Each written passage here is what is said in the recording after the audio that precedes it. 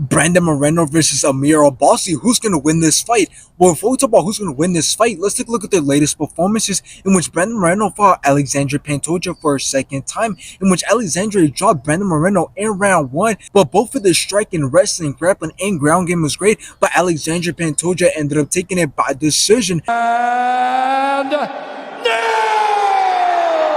And after this, Brandon Moreno went on to fight Brandon Royval for a second time, in which it was a very close fight, both went back and forth, both landed some great shots and kicks, but Brandon Royval ended up taking it by decision.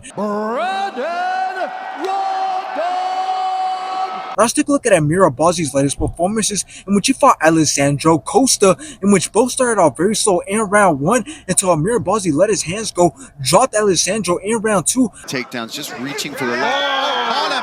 Amir Albazi then knocked out Alessandro Costa in round three. Big right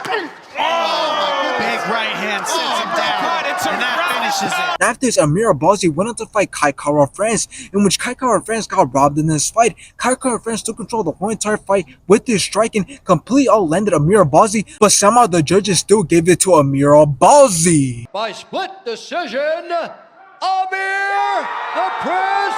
And even though Brandon Moreno is on a 2-fight losing streak, I still got Brandon Moreno winning this fight. Now, this fight is either going to make Amir Albazi's career and get him closer to fighting for the title and destroy Brandon Moreno's comeback, or it's going to get Brandon Moreno closer to fighting for the title once again and destroy Amir Albazi's chances of ever fighting for the title. So now let's take a look at both men's stats. Well, if you look at Amir Albazi, well, he's almost undefeated, standing with a record of 17 wins with 5 knockouts, 9 submissions, and he only has 1 loss, but it wasn't when he was in the UFC. So in the UFC, he's still undefeated with 5 wins and 3 finishes. And if you look at Brandon Moreno, well, he's obviously a former champion, standing with a record of 21 wins, 5 knockouts, 11 submissions, 8 losses, and 2 draws. And if we look down their list of fights, we'll see that Brandon Moreno's on a 2-fight losing streak. Meanwhile, Amir Albazi's on a 6-fight winning streak, stopping 4 of those opponents. So from the looks of it, it seems like Amir Albazi should be a pretty good match for Brandon Moreno, but he hasn't been as active, having no fights this year and only 1 fight last year. Meanwhile, Brandon Moreno had 1 fight this year and 2 fights last year. So we'll have to see if Amir Albazi actually has what it takes to beat the more active fighter who's a former world champion and who's an elite fighter all around. But my prediction is that it's going to be a really close fight. Both men are going to go back and forth, but I do believe that Brandon Moreno is going to beat Amir Albazi if the fight stays on the feet. He's going to outperform him and he's going to outland him. Amir Albazi better use his wrestling and grappling if he wants to win this fight pretty convincingly. But I would like to see Amir Albazi win this fight, since he hasn't fought for the title and we need some new faces fighting for the title.